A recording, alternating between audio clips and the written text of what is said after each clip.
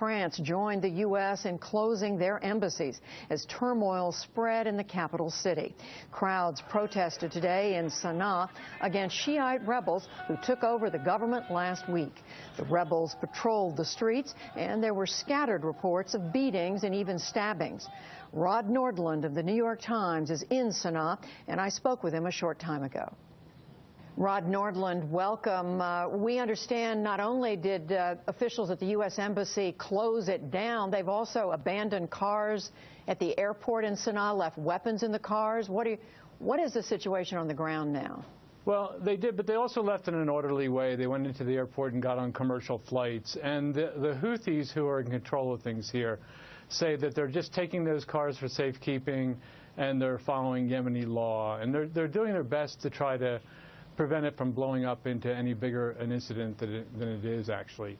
The surprising thing is it's actually really pretty calm on the streets in Sana'a these days. What would you say the attitude is of this new Houthi government toward the U.S.? Well, they're trying desperately to reach out to the United States and to try to persuade them that they want to be on friendly terms. And they haven't had much success doing that. I think the Americans want to see a government in place and one that the Houthis agree on with other parties and not one that's just completely dominated by them. Well, we know that the U.S. and the Houthis are on the same side of the fight against al-Qaeda. Could that make for cooperation, is it thought? Well, I think it's already making for cooperation. You know, the Houthis have long campaigned against American drone strikes, even though they're against their bitter enemies, al-Qaeda.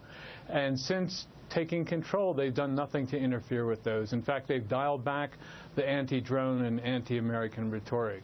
So, Rod, with no U.S. embassy there, how are they trying to reach out to the U.S.? What is the message?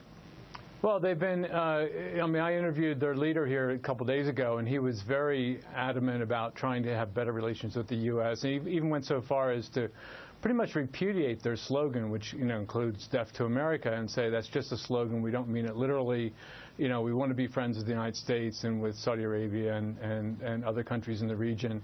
And he even played down their connection to Iran. It's widely believed that the Iranians financed them, but he said that wasn't true, and they didn't want to see Iran make headway in Yemen either. And so it's a very reassuring message, but it's hard for the Americans to take that seriously when, first of all, they don't have an actual government to deal with here, whether it's a Houthi or other government, including the Houthi, and I think they want to see that before they move forward.